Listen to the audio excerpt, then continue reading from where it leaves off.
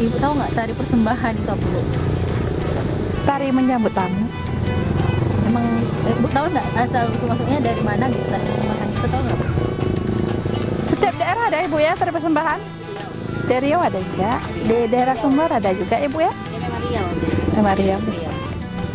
Tahu nggak nih apa tari persembahan itu apa sih? Tari persembahan itu tari yang biasanya tuh penari itu gunain untuk menyambut pejabat atau orang-orang penting di suatu acara gitu. Nanti ada tuh persembahan kayak bawa tepak, sirih dan lain-lain gitulah. Dulu waktu sekolah pernah nggak sih ikut tari persembahan atau gimana? Kalau ikut narinya nggak pernah sih, cuman kalau belajar pernah lah. Di seni kan pasti ada tuh belajar nari, cuman pas prakteknya nggak ikut lah.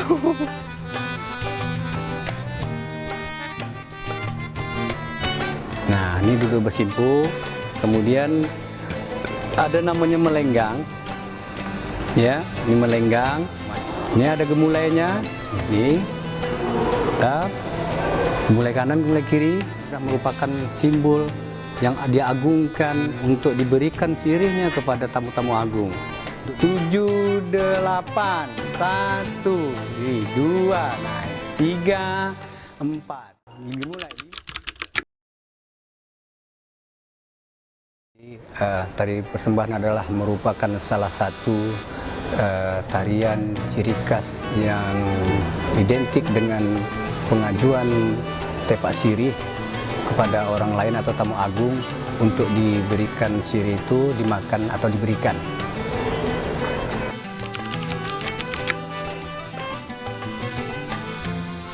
Ya, yang saya tahu sebagai seniman atau budayawan tari, karena kami juga pernah mempelajari tentang sejarah itu, dulunya tari ini bernama tari makan sirih.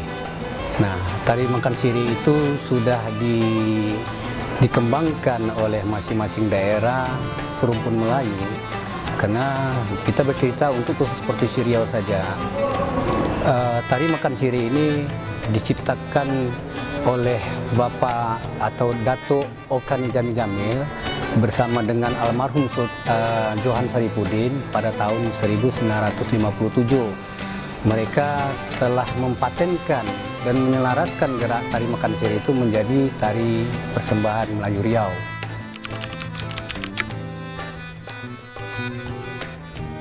Ya, pada zaman dulu tari ini kan banyak digunakan dengan penari-penari, ada laki-lakinya, ada penari perempuannya, mungkin ada juga sebagian memperindah menggunakan aksesoris sebagai payung atau tombak itu.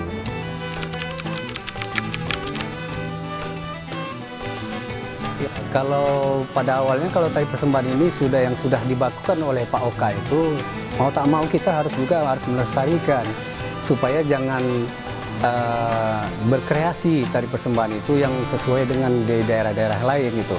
Apa yang diciptakan oleh Pak Oka itu, itulah yang harus kita kembangkan. Kalau penarinya minimalnya 7 atau 5, minimal 5, 7 dan 9 itu bisa digunakan. Pada sekarang ini tari itu selalu digunakan penari perempuan gitu, identiknya gitu.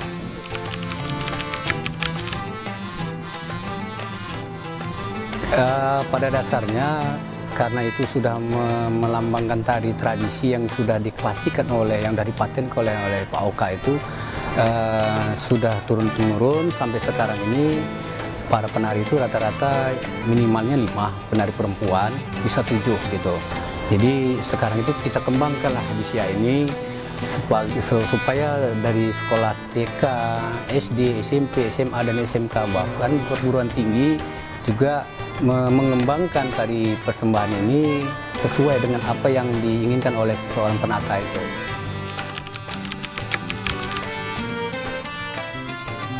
Kalau dulu zaman kerajaan itu kan banyak orang menggunakan tari persembahan itu kan tari penyambutan ya. Tari penyambutan itu kan mungkin di kalangan raja, mungkin khusus di kalangan istana mungkin ya. Nah, dulu ada pengawal-pengawalnya mungkin gitu ya. Nah, pengawal mungkin itulah sebagai kekuatannya, panglimanya itu atau penari itu sebagai ada dayang-dayangnya, kemudian Ya itu saya bilang tadi, ada menggunakan payung, ada menggunakan tombak kan gitu kan. Nah mungkin ada sebagai simbol-simbolnya yang dari dulu gitu ya. Nah karena kita seorang akademis, kita kan hanya ingin menyelaraskan bagaimana supaya seni pertunjukan tari persembahan itu sempurna.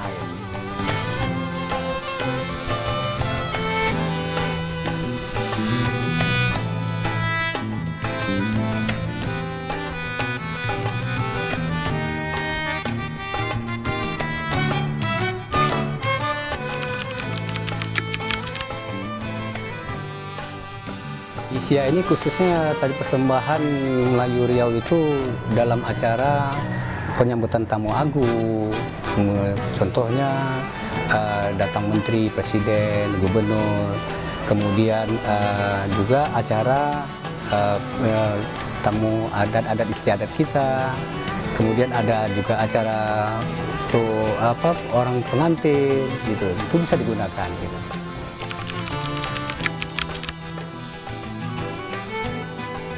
Cara pertama penari itu ya pertama dia harus menghafal ragam dulu. Karena seorang penari itu dia harus menghafal ragam gerak. Apa gerak yang diberikan oleh seorang pelatih itu ya seorang penari harus ikut menghafal ragam. Pertama, yang kedua apa yang diberikan oleh seorang pelatih itu penari harus siap. Dalam arti siap dia mengenal ekspresi dan makna yang diberi di dalam tari persembahan itu. Karena seorang Melayu, kalau penari Melayu itu dia tidak terlalu lasak dengan gerak-gerak goyang, beda dengan tari klasik dengan tari kreasi. Kalau tari persembahan ini dia kan agak santun, tidak terlalu lasak menarinya begitu. Jadi agak menjaga estetika sebagai orang penari, orang-orang Melayu gitu.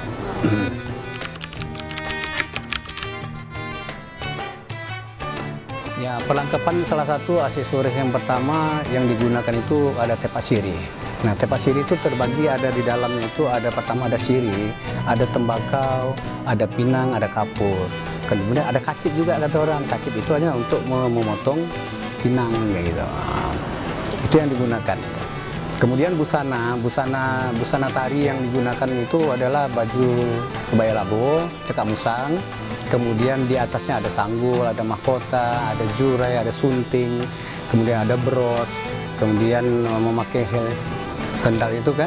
Nah jadi kebanyakan juga tergantung kebutuhan. Jadi tari persembahan ini bisa dilakukan itu 5 atau 7 biasanya, tapi tergantung panggungnya lah.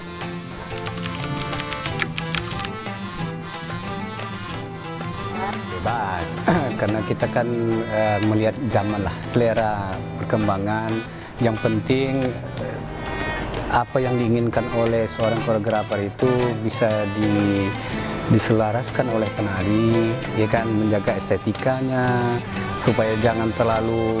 Nah, beda juga nih tari persembahan ini, jangan pula meriah pula pengantin daripada persembahan ini kan. Jadi kadang-kadang kalau kita melihat sejauh ini kadang-kadang ada orang yang nggak tak paham gitu kan, melihat sunting-sunting itu lebih wah gitu, padahal tidak gitu.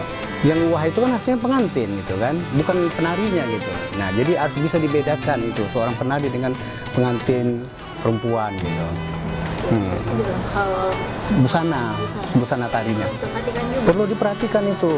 Jadi kadang-kadang ada juga sekolah-sekolah ini, mohon maaf karena tidak tahu bagaimana tepak sirih itu yang sempurna, isi-isinya. Kadang-kadang permen pun isi mereka. Nah sebetulnya apa gunanya fungsi tepak sirih itu kan kita. Jadi harus tahu kita untuk meletakkan tepak sirih itu di tengah-tengah masyarakat gitu.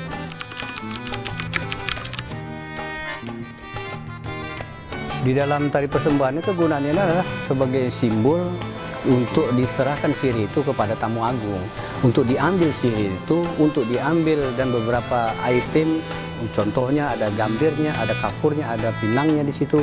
Nah itu perlu dikasih atau diracik jadikan satu, dimakan gitu. Tapi kebanyakan kadang-kadang pejabat-pejabat kita sekarang hanya memetik saja, langsung dimakannya gitu. Nah itu adalah merupakan simbol juga untuk bagaimana fungsi sirih itu gitu.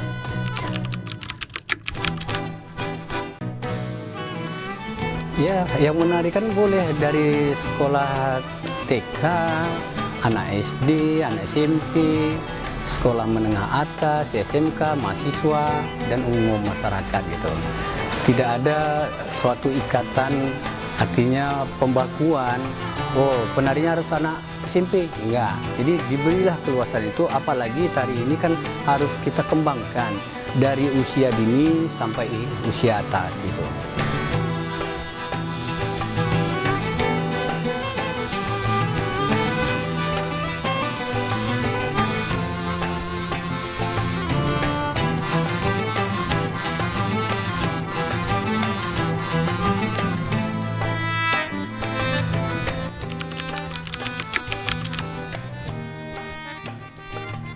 Yang setahu saya, seorang penata itu tentulah membuatkan simbol-simbol makna yang terkandung di dalam gerak-gerak itu. Contoh, gerak dia mengambil siri, kemudian dia memakan siri, dan kemudian membuat pola-pola dengan gaya-gayanya supaya indahlah gerak itu, sempurnalah tari persembahan itu. Jadi banyak di sana ada gerak-gerak lenggang, ada gerak gemulai, ada duduk bersimpu gitu ya. Dan kemudian ada gerak manco katanya kan. Nah, bermacam-macam gerak-gerak yang simbol-simbol itu semua punya arti gitu, yang setahu saya gitu. Contoh, kalau kita duduk bersimpu itu, orang Melayu itu kan memang harus santun ya kan, tidak dia duduk menungging. Tentu kan kalau kita perempuan itu bagaimana manisnya duduk bersimpu, dia menggerakkan tubuh dia dengan pelan-pelan. Nah, artinya kan begitu. Contoh juga dengan kita menggunakan sembah ini kan untuk kita menghormat tamu agung kita. Nah, dalam orang Melayu juga kan harus kita menyembah tamu-tamu kita. Jadi ada simbol gerak sembah. Kemudian juga di tangannya di sini juga dia melenggang gitu kan. Di sini juga tangannya ada gemulai kanan, ada gemulai kiri gitu kan. Nah, semua gerak-gerak tari Melayu itu punya arti gitu.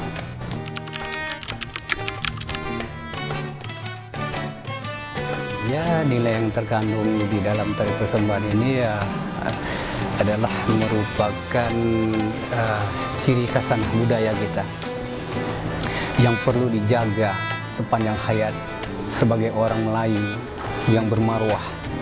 Bagaimana menampilkan atau membawakan gerak-gerak tari Melayu ini supaya menjadikan identitas dia, jangan sampai orang bisa mengartikan tari persembahan ini bukan tari yang tidak klasik gitu ya. Jadi harus kita jagalah dari sekarang supaya regenerasi yang akan datang juga bisa bagaimana mengembangkan tari-tari persembahan ini, menjadikan ciri khas budaya kita khususnya Kabupaten Siak supaya dia bisa berkembang sepanjang hayat gitu.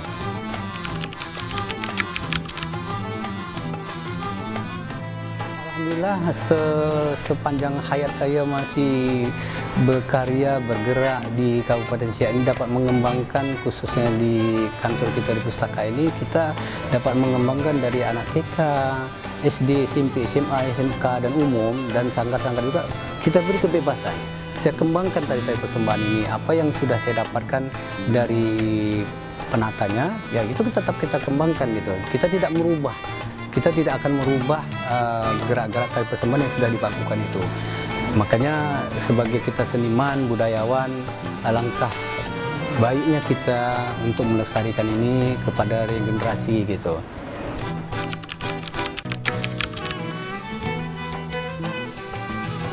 Alhamdulillah, kalau dilihat dari sanggar-sanggar yang ada atau komunitas yang ada di Siak ini sangat antusias untuk melestarikan dan menjaga, mengembangkan tari-tari persembahan ini, karena itu adalah merupakan salah satu syarat tari persembahan itu. Kalau apabila dia diminta oleh dinas atau pemerintah atau perusahaan yang lain untuk menampilkan tari persembahan ini, kan mereka harus punya tari persembahan. Makanya dari regenerasi sekarang inilah mereka terus mengembangkan tari persembahan ini gitu, sehingga sampai sekarang berkembang gitu.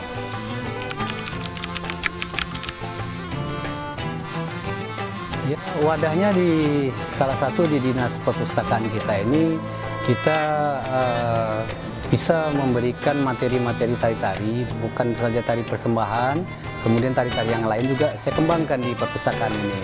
Jadi karena sesuai dengan background keilmuan saya, apa yang ada pada diri saya kembangkan kepada generasi muda khusus untuk Kabupaten Siak ini. Dari persembahan ini kalau saya lihat memang setiap sekolah-sekolah sudah belajar semua.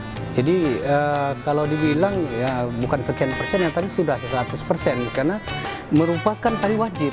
Ya kan, karena itu kalau diminta menjadikan muatan lokal bagi mereka gitu kan. Makanya guru-guru seni yang ada yang di sekolah itu juga mengembangkan masing-masing tari persembahan ini sesuai dengan apa yang sudah didapatkan oleh seorang penata yang asli gitu. Jadi kita tidak akan merubah itu. Kalaupun mau merubahnya itu takut kita nanti disalahkan artikan sama penatanya gitu. Karena penatanya masih hidup.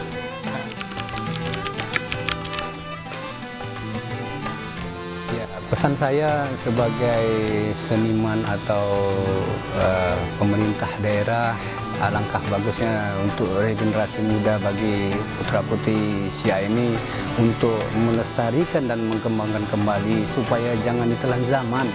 Jangan asik terpesona dengan tari-tari kreasi, karena melihat dari perkembangan zaman di luar itu banyak tari-tari yang bersifat kontemporer.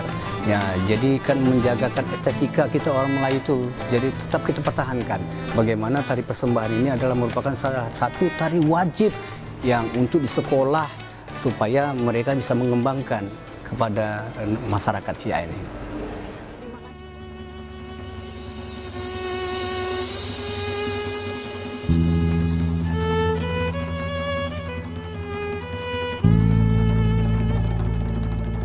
Makan sirih tepak Melayu tua, lambanglah ada pusaka Melayu.